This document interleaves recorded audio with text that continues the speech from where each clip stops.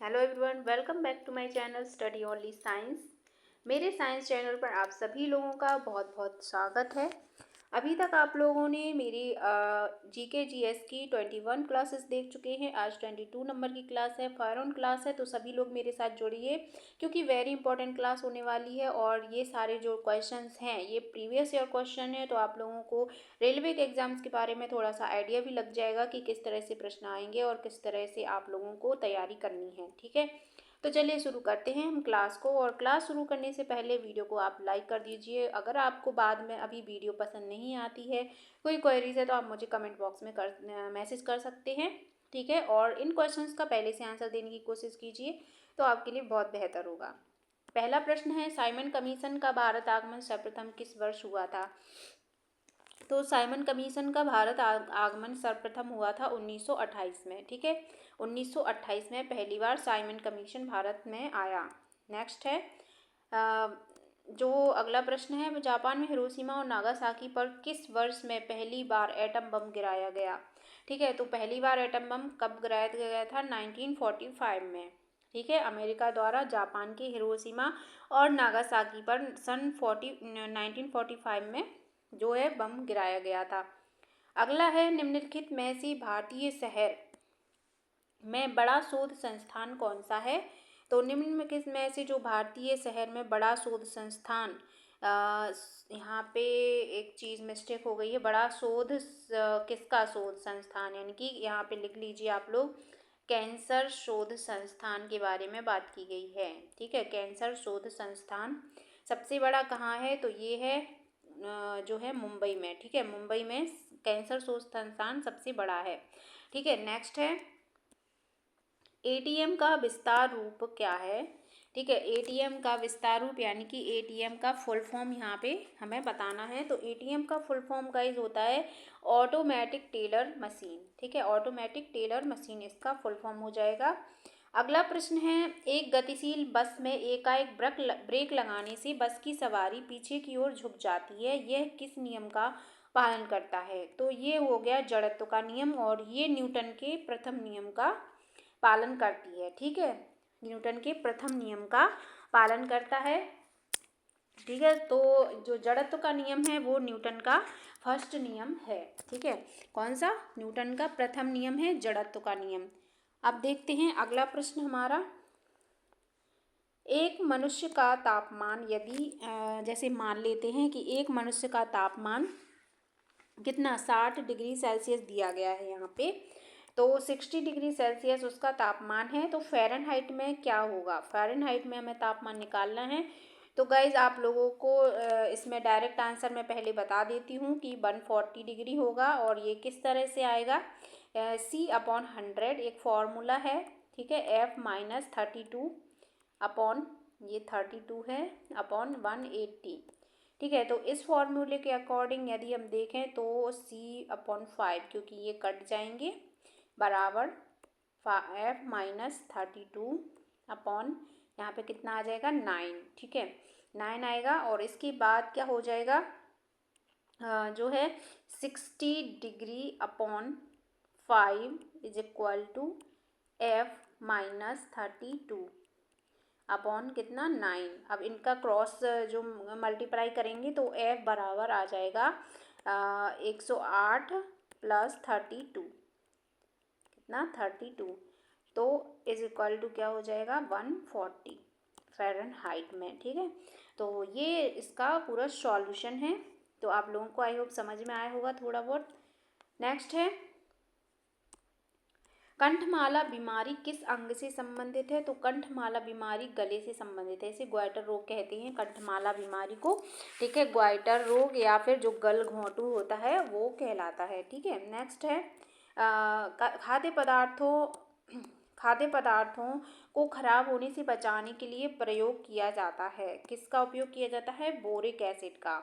ठीक है, boric acid का। हाइपरमेट्रोपिया का अर्थ होता है, क्या होता है? हाइपरमेट्रोपिया का अर्थ क्या होता है?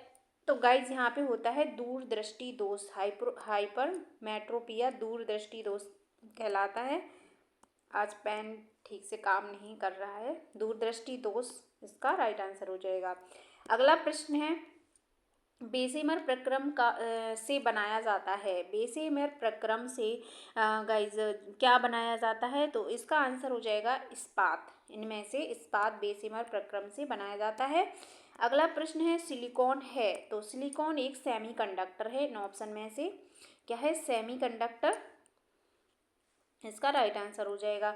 नेक्स्ट है ट्राई का विस्तार रूप क्या है? तो ट्राई का विस्तार रूप यदि पूछ लिया जाए तो इसको आप नोट डाउन कर लीजिए। इसका विस्तार रूप है telecom regulatory authority of India. ठीक है, इसका विस्तार रूप हो जाएगा। नेक्स्ट है एल्यूमिनियम का अयस्क है, तो एल्यूमिनियम का अयस्क इनमें से कौन सा हो जाएगा? एल्यूमिनियम का अयस्क गाइस ये हो जाएगा बॉक्साइट। ठीक है, बॉक्साइट एल्यूमिनियम का अयस्क है। अगला है मारुति 800 में सिलेंडरों की संख्या होती है, तो मारुति 800 में सिलेंडरों की संख्या गाइस 2 होती है, यानी कि 2। अगला है आधुनिक आवर्त सारणी आधारित है, तो आधुनिक आवर्त सारणी जो है वो परमाणु क्रमांक पर आधारित है। ठीक है, परमाणु क्रमांक पे आधारित थी आधुनिक आवर्त सारणी। ब्लैक डायमंड कहा जाता है, काला हीरा किसे कहते हैं? कोयले को। ठीक है, ब्लैक डायमंड कौन है?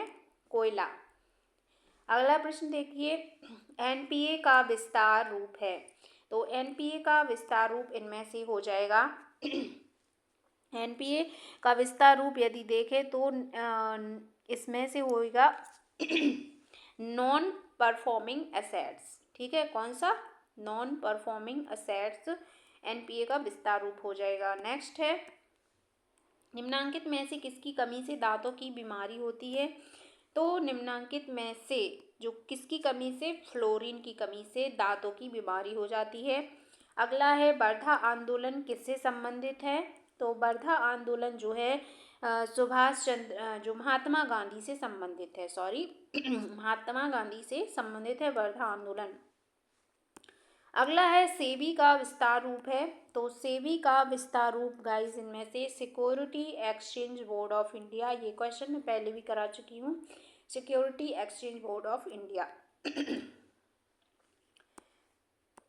निम्नांकित में से कौन सा देश सार्क में शामिल नहीं है?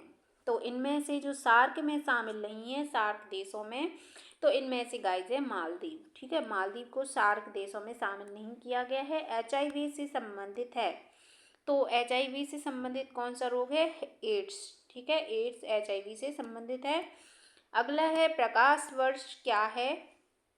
तो प्रकाश वर्ष है प्रकाश द्वारा एक वर्ष में तय की गई दूरी को प्रकाश वर्ष कहते हैं। ठीक है, अगला है हवाई जहाज में फाउंटेन पेन से स्याही बाहर निकल आती है, क्यों? तो हवाई जहाज में फाउंटेन पेन से स्याही बाहर निकलने का कारण है ऊंचाई बढ़ने से वायुदाब में कमी हो जाती है।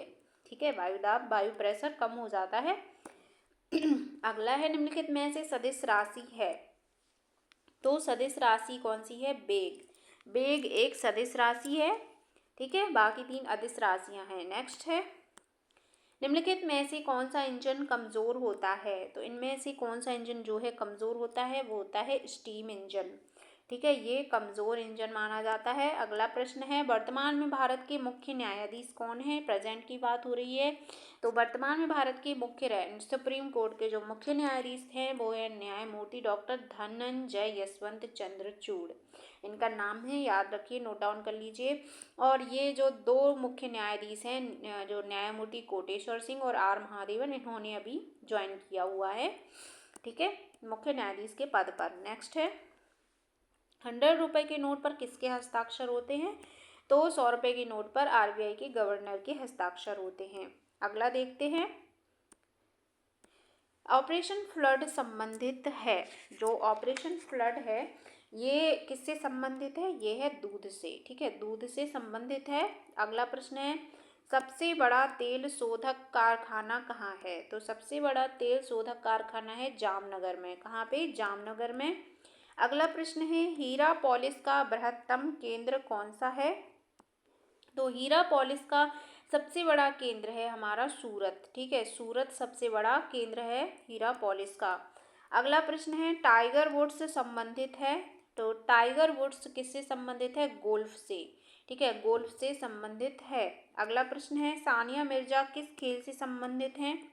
सानिया मिर्जा जो है किस खेल से संबंधित है? काफ़ी लोग जानते हैं सानिया मिर्जा ये टेनिस से संबंधित है, टेनिस खेलती हैं।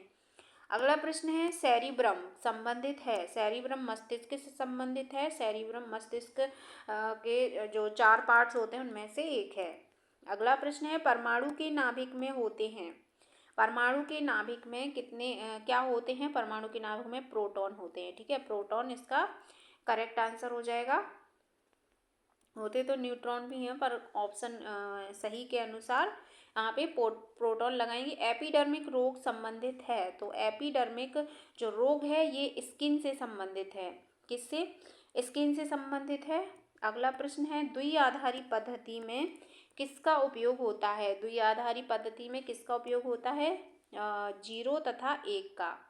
किसका? 0 तथा 1 का। फिर से हाँ 0 तथा 1 का उपयोग होता है। महाबलेश्वर स्थित है, ये महाबलेश्वर मंदिर से लिया गया है, ये स्थित है महाराष्ट्र में। अगला प्रश्न है अयप्पा का मंदिर अवस्थित है, तो अयप्पा का मंदिर जो है ये केरल में अवस्थित है, ठीक है, अयप्पा का मंदिर केरल में अवस्थित है। अ रेड लेटर्स डे का अर्थ होता है, अ रेड लेटर्स डे का अर्थ होता है एक महत्वपूर्ण दिवस, ठीक है, एक महत्वपूर्ण दिवस के रूप में। पंजाब के निर्माण में सबसे महत्वपूर्ण नदी है, तो ये है सतलज। पंजाब के निर्माण में सबसे महत्वपूर्ण नदी सतलज नदी है। अगला प्रश्न है अपथॉल्मिक संबंधित है, तो जो अपथॉल्मिक एक बीमारी है ये किससे संबंधित है? आँख से, ठीक है, आँख से संबंधित है। नेक्स्ट है जिनेदिन जिदान किस देश से संबंधित है? जिनेदिन जिदान है फ्रांस से संबंधित, ठीक है, फ्रांस से संबंधित है। नेक्स्ट है डायलेक्सिया संबंधित है, तो डायलेक्सिया भी एक बीमारी का नाम है, ठीक है, तो ये संबंधित है बेमेल अक्षरों को पढ़ने में कठिनाई से, ठीक है, बेमेल अक्षरों को पढ़ने में कठिनाई से संबंधित है। नेक्स्ट है भारत की मानक समय रेखा किस शहर से गुजरती है? तो भारत की मानक समय रेखा जो है इलाहाबाद के नैनी से गुजरती है। अगर शहर पूछा है तो इलाहाबाद, और अगर वहाँ पे डीपली पूछा जाए नैनी लिखा हो तो नैनी से गुजरती है। नेक्स्ट है फॉरेस्ट रिसर्च सेंटर का मुख्यालय कहाँ है? तो फॉरेस्ट रिसर्च सेंटर का मुख्यालय है देहरादून में, ठीक है, कहाँ है? देहरादून में। नेक्स्ट है गोलकुंडा अवस्थित है, यानी कि गोलकुंडा कहाँ पर है ये पूछा गया है, तो ये है हैदराबाद में, ठीक है, हैदराबाद में गोलकुंडा है। नेक्स्ट है हम्पी का खुला संग्रहालय किस राज्य में है? तो हम्पी का खुला संग्रहालय है गाइस कर्नाटक राज्य में, ठीक है। अगला है निम्न में से कौन राजकीय भाषा नहीं है? तो इनमें से राजकीय भाषा राजस्थानी भाषा को राजकीय भाषा में सम्मिलित नहीं किया गया है। अगला प्रश्न है भाभा परमाणु रिसर्च सेंटर कहाँ स्थित है? तो भाभा परमाणु रिसर्च सेंटर मुंबई के ट्रॉम्बे में स्थित है, तो यहाँ पे मुंबई लिखा है तो मुंबई पे टिक लगा देंगे। नेक्स्ट है भारत के कितने प्रतिशत लोग कृषि पर आधारित हैं? तो भारत के 58% लोग जो हैं ये कृषि पर ही आधारित हैं। कितने?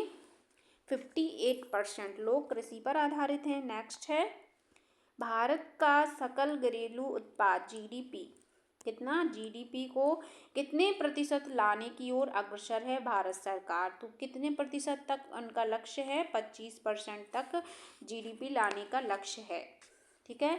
तो गाइज ये थे आज के हमारे प्रश्न। आई होप आप लोगों को बहुत ही अच्छे लगे होंगे और वेरी इंपॉर्टेंट प्रश्न है एग्जाम्स की दृष्टि से। आने वाले एग्जाम्स में आप लोगों के लिए बहुत ही हेल्पफुल होने वाले हैं, क्योंकि मैं ऐसे ही प्रश्न लेकर आ रही हूँ जो एग्जाम्स में आ चुके हैं या आने की संभावना है, ठीक है, क्योंकि पुराने पेपर से भी काफ़ी सारे क्वेश्चन आपको एग्जाम में देखने को मिल जाएंगे शिफ्ट वाइज, क्योंकि एग्जाम होने वाला है, ठीक है। तो चलिए चलते हैं नेक्स्ट वीडियो के लिए, कल मिलते हैं आप लोगों के साथ। अभी सबको बेस्ट विशेस मेरी तरफ से। आप सब लोग अपनी तैयारी को बेहतर बनाइए।